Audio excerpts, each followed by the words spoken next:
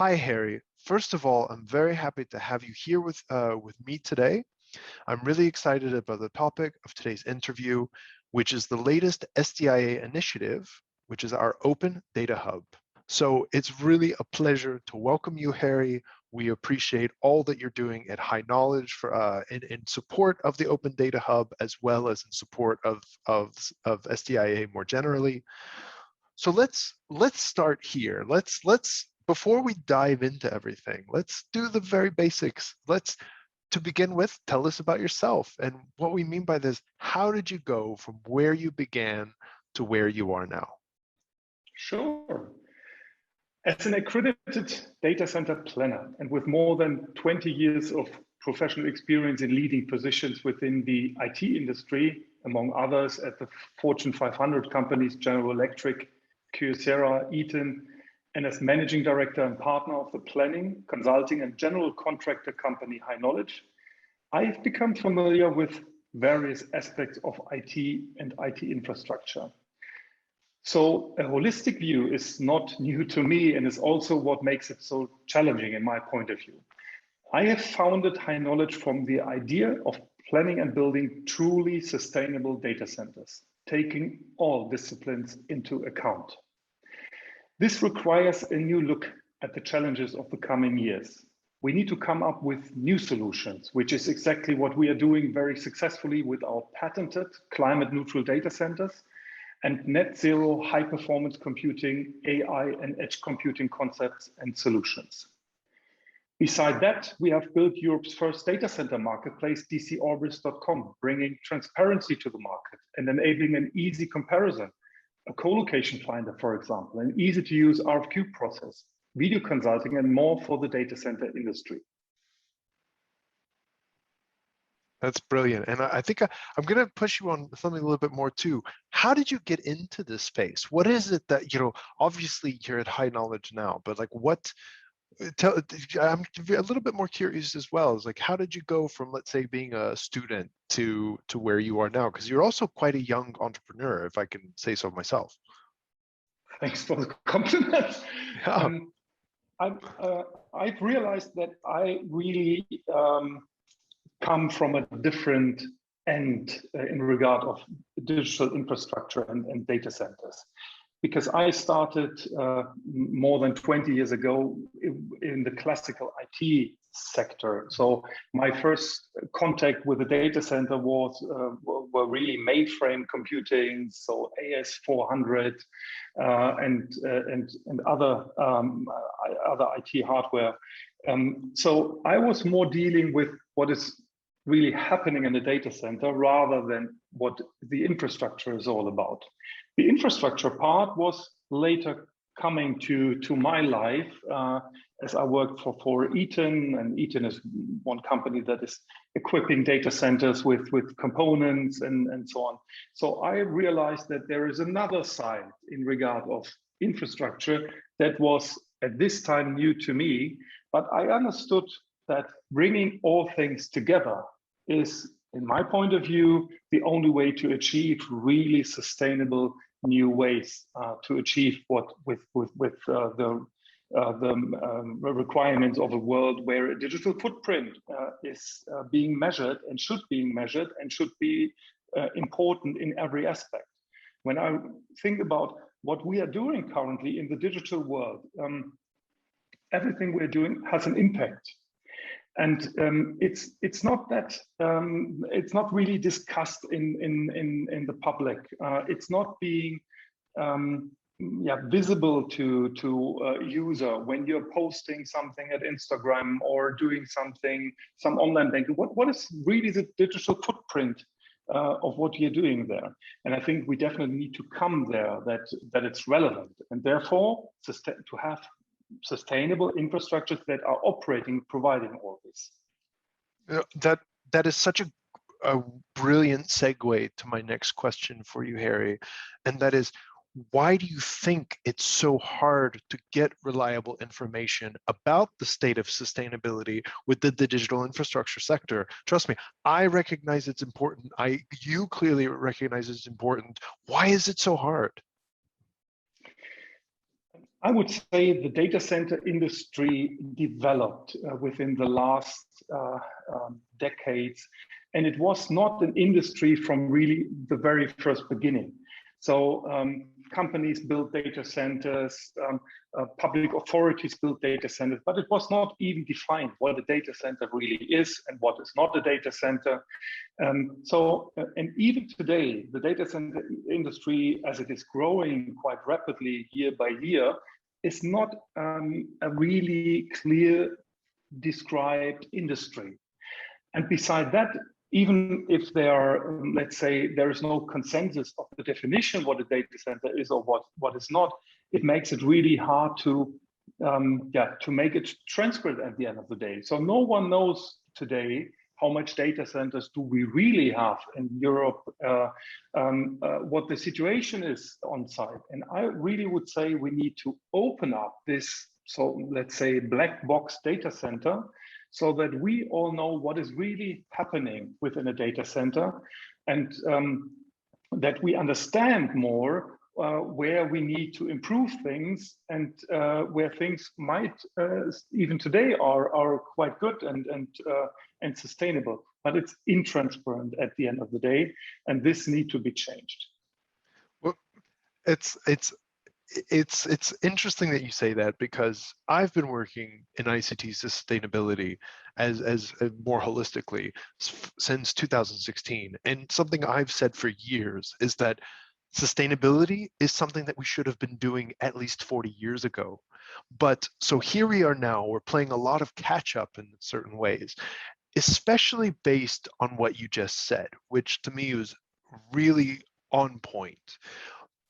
Given the history of the sector, what is preventing the sector right now from becoming more transparent? In other words, kind of what's holding people back from making, let's say, sustainability metrics public? I think different aspects have to be considered here. On the one hand, the sale of electricity at many data center operators, let's say for the co-location providers, is a very integral part of their business model. So they are selling electricity.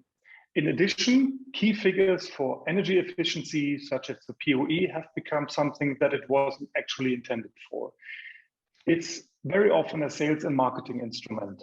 That means we are calling or talking about a design POE rather than measuring realistic values in a data center, so opening up the black box and really comparing realistic scenarios with each other. And until now, there was no trustworthy, transparent, and promising approach to collect data neutrally and make it accessible to others. But now we have the Open Data Hub initiative, which is definitely going in this direction, saying, okay, we'll open up this black box, we're making it transparent. And at the end of the day, we will see that new companies will approach this market, developing new things with new ideas. I would really say, for me personally, the data center market is a very closed market. It's very, let's say, so it's a very, it's a market that is not being really opened up. And we definitely need that. I think, my wish is that a data center in 20 years from now looks completely different than a data center today, and even a data center 20 years ago. And this is, I think, where we definitely need such an initiative to have the base to establish new things on top of it.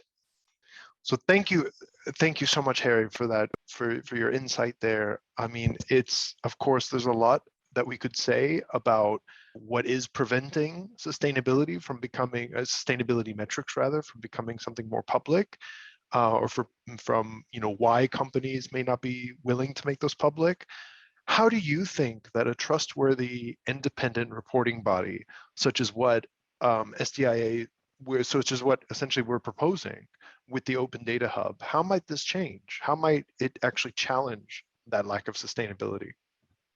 For me, the question is why the Open Data Initiative from the SDIA will change this. Why? So what's the reason why the SDIA in particular will change it, or will be able to change it? And I only want to answer to this question that it's precisely because such an approach, which is really trustworthy and independent, has not yet existed. This is the truth. No one did it before. There was no really honest, trustworthy instance that brought up something like this. I have not. We have other industries where we still have open data hubs, but not the data center or IT infrastructure industry. And it's new. At the end of the day, it's not existed. So establish an ecosystem is really important. So we don't have a base for an ecosystem currently. It's not existing. The Open Data Hub will be the first of its kind to really establish an ecosystem. And what will this ecosystem brings together and brings, really brings together? That new companies will be attracted to this industry, companies that are not dealing with data centers currently. And it's not necessary in my point of view.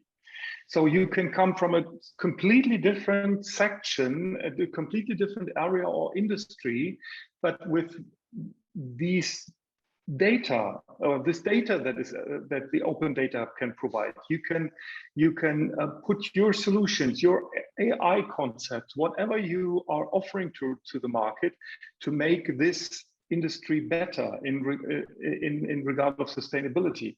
And this, I think, is really a game changer, because it's an ecosystem like we have it when every one of us is downloading an app with the iOS store or whatever. So it's the base that something new can establish. If Apple hasn't invented the App Store, our world would look today completely different. Because we think now in apps, we think about what is this app doing and how can this app help me to achieve something.